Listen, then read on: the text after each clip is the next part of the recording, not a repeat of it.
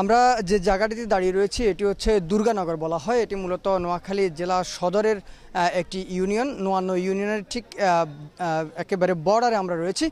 এর পাশেই কিন্তু হচ্ছে বেগমগঞ্জ উপজেলার রাজগঞ্জ যে ইউনিয়নটি রয়েছে সেটি। আপনারা দেখতে পাচ্ছেন যে অনেক মানুষ এখানে ভিড় করে দাঁড়িয়ে আছে। এটির একটি কারণ হচ্ছে গত 2 দিন থেকে নিখোঁজ রয়েছে এখানকার রাজগঞ্জের 7 নম্বর ওয়ার্ড ছাত্রদলের একজন নেতা ছিল। তিনি নিখোঁজ ছিলেন গত 2 দিন পর্যন্ত।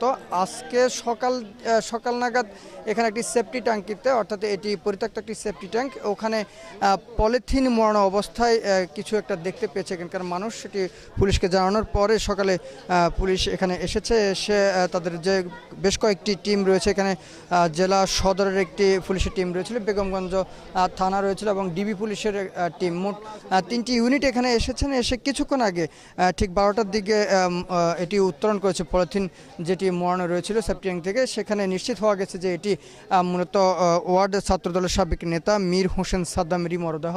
তিনি গত 2 দিন পর্যন্ত নিখোঁজ রয়েছেন।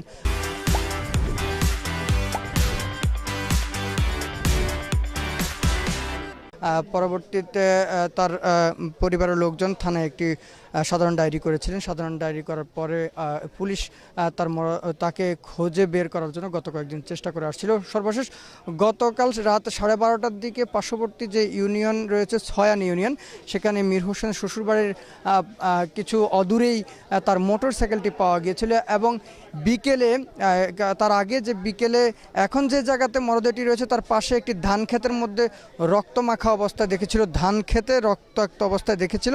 পরবর্তী সন্দেহ হওয়ার পরে কিন্তু পুলিশ রাত্র বিভিন্ন জায়গায় খোঁজাখুঁজি করেছে কিন্তু কিছু দেখতে পায়নি। সর্বশেষ আজকে সকালে পলিথিন মোড়ানো সেফটি ট্যাঙ্কে দেখতে পেয়ে পুলিশকে খবর দিলে পুলিশ এখানে এসে ঠিক 12টার দিকে তার মরদেহটি উদ্ধার করেছে এবং নিশ্চিত হয়েছে যে এটি মীর হোসেন সাদ্দামেরই মরদেহ ছিল এটি। আমরা পুলিশের সঙ্গে কথা বলার চেষ্টা করেছি এবং তার আত্মীয় স্বজন বা তার সহকর্মী যারা রয়েছে রাজনৈতিক, তাদের সাথে আমরা কথা বলেছি। তারা যেটি বলেছে যে আসলে কী কারণে এই ঘটনাটি ঘটেছে এটা এখনও পর্যন্ত নিশ্চিত হওয়া যায়নি। কারা কী কারণে এমন নৃশংস ঘটনা ঘটিয়েছে সেটি কিন্তু এখনও নিশ্চিত হওয়া যায়নি। তবে তার মরদেহ যেটি পাওয়া গিয়েছে তার পুরোটাই কিন্তু তার গলা কাটা অবস্থায় রয়েছে এবং তার শরীরের অনেকাংশ ঝরে গেছে, অর্থাৎ গরম হওয়ার কারণে হয়তো এই ঘটনাটি ঘটেছে এবং 2 দিন আগে যেহেতু ঘটেছে ফলে হয়তো এরকম অবস্থা রয়েছে। তবে সর্বশেষ যে বিষয়টি সেটি হচ্ছে পুলিশ প্রশাসন চেষ্টা করছে যে কারা এর সঙ্গে যুক্ত এবং কেন তাকে